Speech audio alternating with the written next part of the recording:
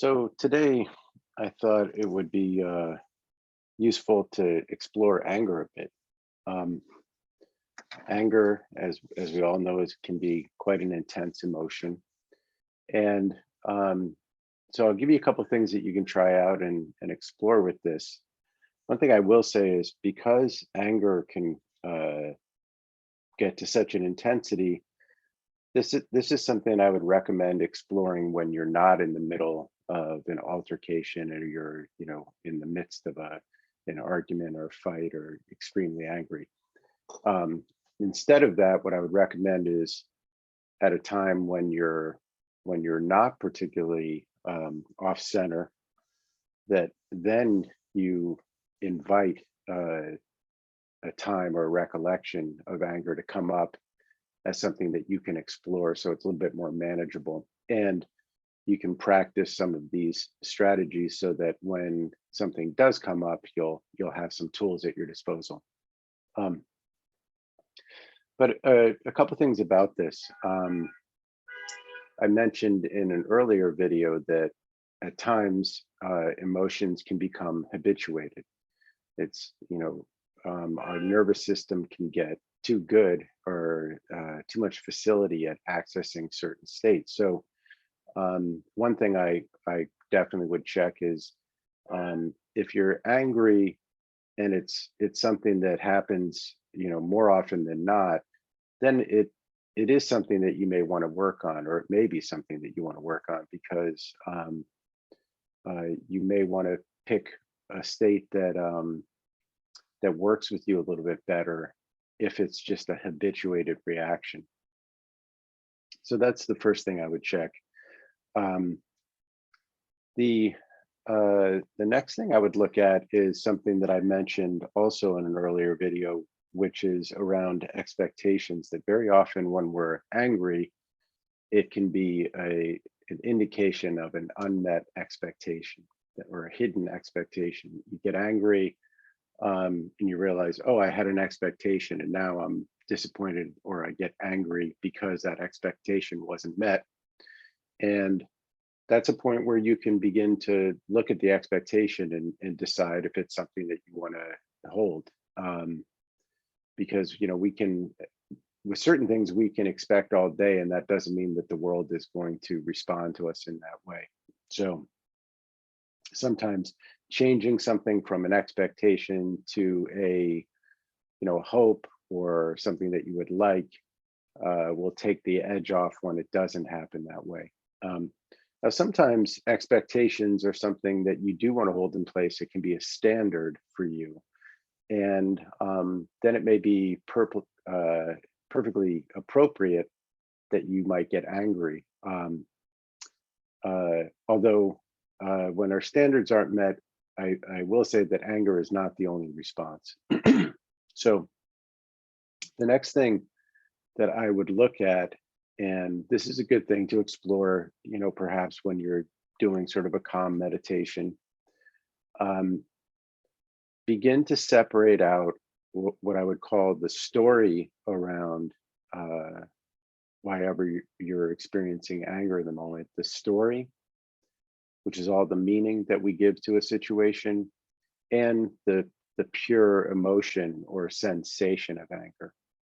And right now, we'll take a look at the story for a moment, and then we'll come back to the sensation. But the first thing is just noticing that no matter how real or true something may seem, ultimately, as humans, we create the meaning or attribute meaning to things. So the first thing that I like to do is notice whatever story I'm telling myself, and then really ask myself, how true is this? Am I representing it with complete, absolute accuracy, or am I embellishing it? Am I getting myself stirred up? Am I trying to justify perhaps my side of a dynamic? And just beginning to notice that it is a story. It's not reality. A pen A pen doesn't get angry.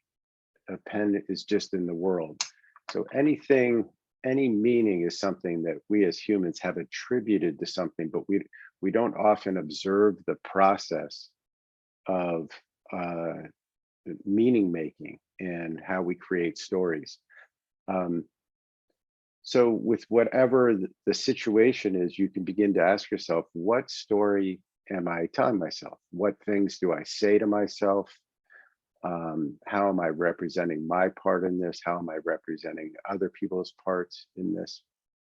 And at least when I do this, just noticing that a story is a story helps it lose its emotional grip on me to a degree.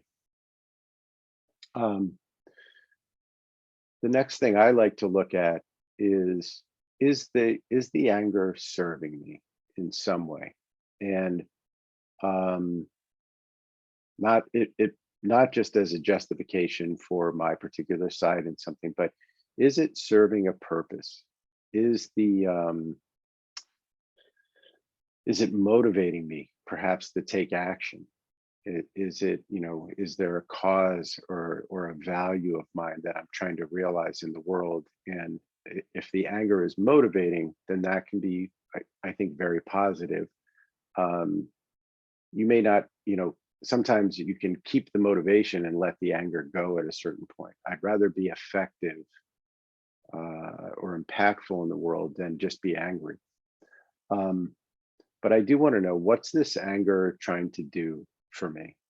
And that's something that I'll sit quietly and really check, like what am I angry about? And sometimes it may just be that I haven't gotten what I want, or circumstance hasn't gone the way that I wanted, sort of coming back to the idea of expectations. Um, Now let's look at the other side for a moment. Just completely let go of the story and just notice the pure sensation of the anger.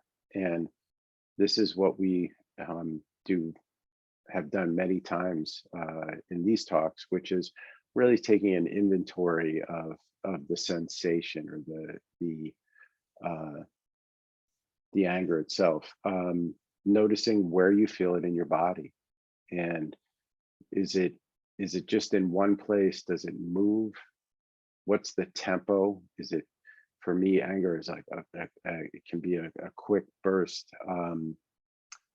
It starts in one area and moves to another. Is there, again, is there anything that we're picturing? Is there anything that we say to rile ourselves up? Um, a lot of people will ruminate and play a dialogue again and again and again, which essentially sustains the anger over time. Um, and it's amazing sometimes, if you can quiet the dialogue, or you can change the tone of voice or who's talking. There are little things that you can do. Very often that will calm you down. In terms of body sensations, where in your body do you feel it? And can you make a little more room for it? Can you breathe a little more deeply into that and give it some space while connecting to your center? So instead of getting consumed and lost in the anger, centering yourself and then inviting in just a touch of it.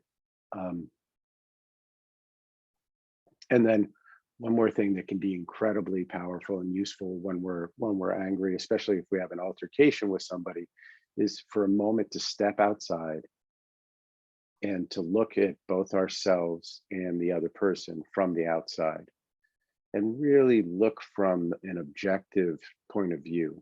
Pretend for a moment that you're not yourself, and that you're just a stranger looking at this situation, looking at these two people perhaps in a disagreement, and see what you notice from the outside. See what it's like to look at this situation kind of detached from any particular feelings, without taking sides for a moment. You can spin the angle around and see what it's like, or push it off in the distance and see what it's like, um, to see this thing from a great distance.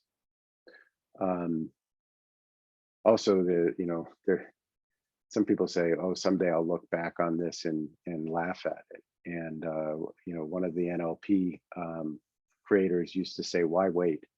Why not look back on it now? Imagining it way in the past and laugh at it now. So in any case, those are some of the things that you can do with anger. And the last thing I'll leave you with is, in some of the talks we've talked about becoming centered, really coming to a resourceful place. And with anger, I would recommend feeling it for a moment, letting yourself feel it.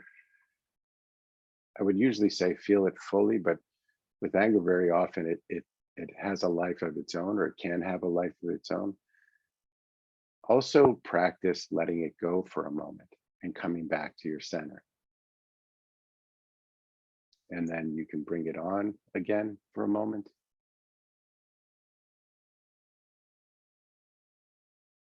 And then you can let it go.